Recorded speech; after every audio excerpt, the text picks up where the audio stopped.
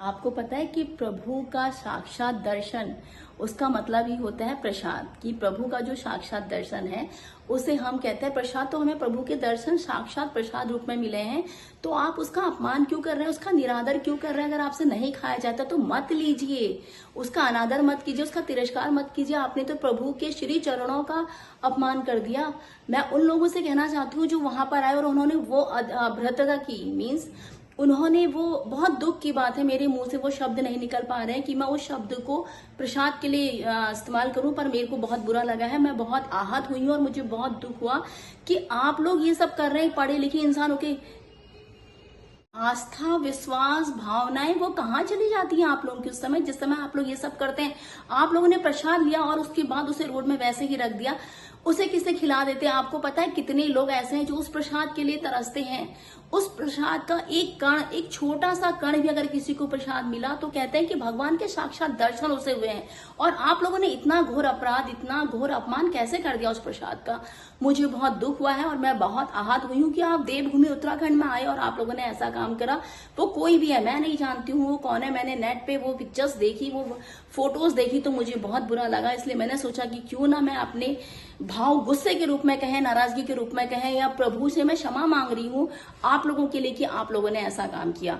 तो देखिए, प्रभु का प्रसाद है वो, अगर आप लोगों को नहीं चाहिए था, आप लोगों के लिए, चलिए ठीक है, आपने लिया था, थोड़ा सा ज्यादा हो गया था या जो भी हो गया था, तो आप उसे दूसरे को वितरित कर देते, उस प्रसाद को वापस घर लेके चले जाते, उसे वापस खा के रख लेते। हम लोग तो जब महाराज जी के दर्शन के लिए जाते हैं, वहां से प्रसाद लेकर के आते हैं, तो हम तो पूरे मोहल्ले में उसे बांटते हैं, जहां जहां तक पहुंचता है उसे बांटते हैं। कहते हैं कि प्रसाद का एक टुकड़ा भी अगर आप बांटते हैं तो वो बहुत अच्छा है, वो बहुत पुण्य है, बहुत दूर दूर तक उसका प्रताप जाता है। तो प्रभु का प्रसाद मीन्स होता है प्रभु के साक्षात दर्शन। तो आपने तो उसी का अपमान कर दिया, प्रभु का अपमान कर दिया।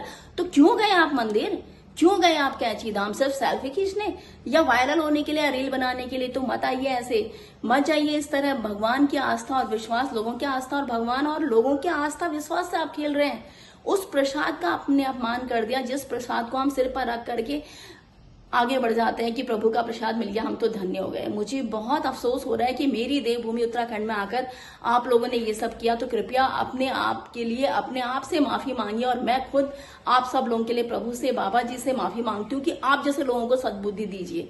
तो आज मैं ज्यादा कुछ नहीं कहूंगी क्योंकि मेरा मन बहुत खराब है और मुझे बहुत दुख हुआ कि देवभूमि उत्तराखंड में आप ये सब करके गए हैं। कृपया अगर आप ये सब करते हैं तो देवभूमि उत्तराखंड में या बाबा जी के दरबार में जाने की कोई आवश्यकता नहीं है, कोई जरूरत नहीं है।